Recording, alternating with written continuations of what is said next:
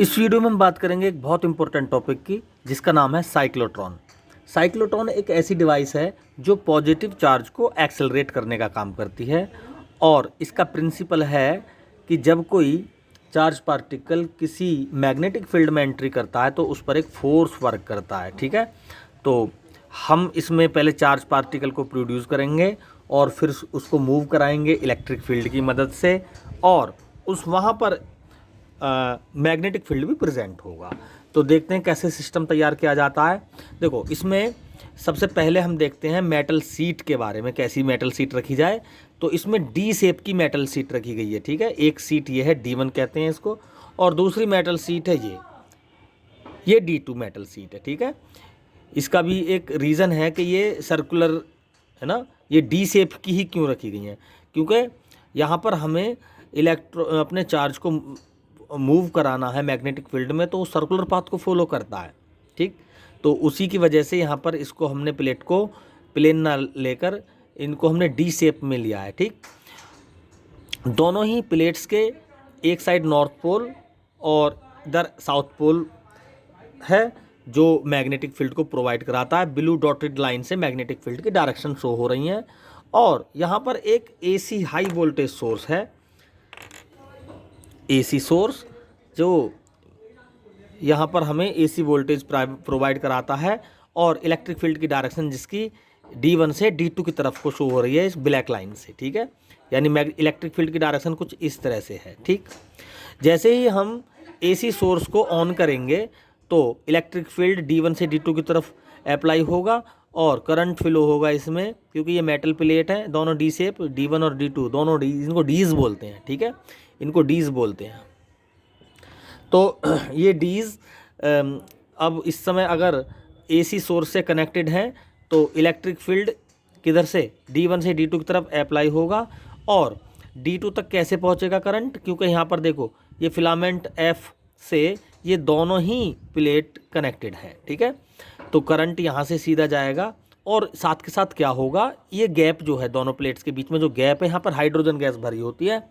जैसे ही फिलामेंट गर्म होगा तो ये गैस आयोनाइज हो जाएगी। आयोनाइज होने के साथ साथ यहाँ पर आयोनाइज जब होगी ये गैस, तो यहाँ पर पॉजिटिव चार्ज प्रोड्यूस होंगे। आयोनाइज का मतलब तो यही है, पॉजिटिव भी होंगे नेगेटिव भी होंगे, लेकिन भाई नेगेटिव इसमें एक्सलेट नहीं होता, केवल पॉजिटिव चार्ज होता है। इसकी ये लिमिटेशन है।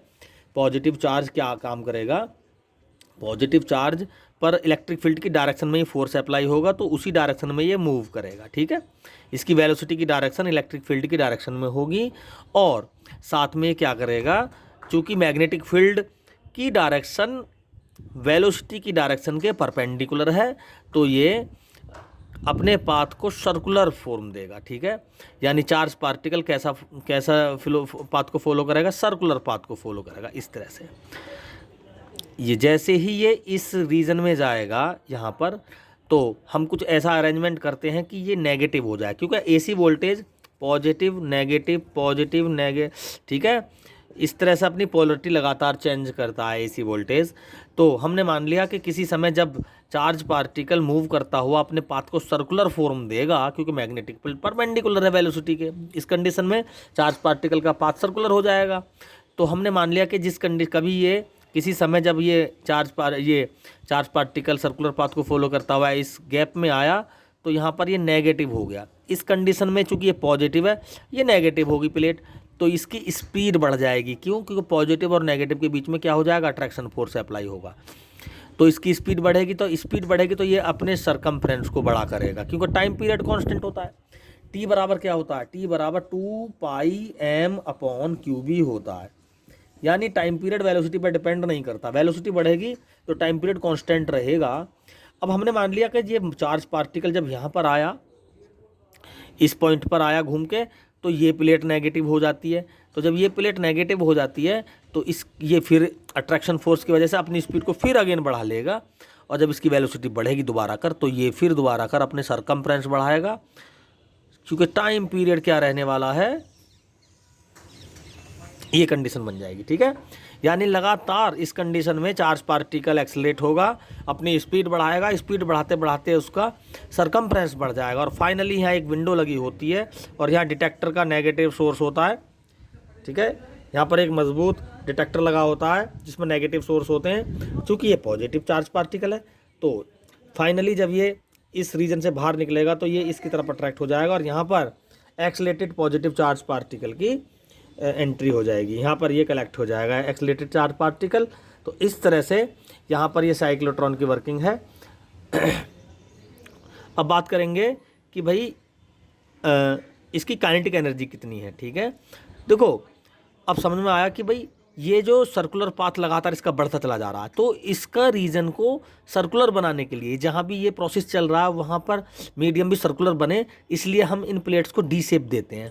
क्योंकि अगर हम देखो इनको जोड़ के देखें तो एक सर्किल ही बन जाता है इसका। ठीक है, इसका एक सर्किल ही बन जाता है। तो इस कंडीशन में क्या होगा, इस कंडीशन में ये अपना आकार बढ़ाएगा, अपने सरकमफ्रेंस बढ़ाएगा, चार्ज पार्टिकल एक्सलेट होकर नेगेटिव चार्ज जो इलेक्ट्रॉन है ये एक्सलेट नहीं होगा। ये इसकी लिमिटेशन है। क्यों? क्योंकि इलेक्ट्रॉन का मास बहुत कम होता है, वो बहुत हल्का होता है। ठीक है, तो इस वजह से इलेक्ट्रॉन एक्सलेट नहीं होगा। इलेक्ट्रॉन को एक्सलेट करने के लिए एक डिवाइस है, उसका नाम है बीटाट्रॉन, जो ग्रेजुएशन में पढ़ते हैं। हमारे सिलेबस में साइक्लोट्रॉन ही है। तो इसकी हम काइनेटिक एनर्जी कैसे फाइंड करें भाई? काइनेटिक एनर्जी का फॉर्मूला है हाफ mv², हाफ mv², और v होता है, r होता है mv/qb। तो यहाँ से हम v की वैल्यू निकाल सकते हैं, v बराबर r को अपॉन में ले जाकर। ठीक है, तो r बराबर होता है एक्चुअली mv/qb। तो v बराबर, हमें v की वैल्यू कैसे फाइंड करें? यहाँ से v = qbr/m। ठीक है, तो qbr/m यहाँ रख देंगे, हाफ m/q² b²r² m²। यहाँ से एक m कैंसिल हुआ तो यहाँ से काइनेटिक एनर्जी का एक्सप्रेशन हम इजीली फाइंड कर सकते हैं इसका, q² b²r²/2m। ये काइनेटिक एनर्जी का जो एक्सलेटेड चार्ज पार्टिकल की काइनेटिक एनर्जी है उसके लिए एक्सप्रेशन है। इस तरह से ये डिवाइस है जो एक पॉजिटिव चार्ज को एक्सलेट करने का काम करती है। Thank you.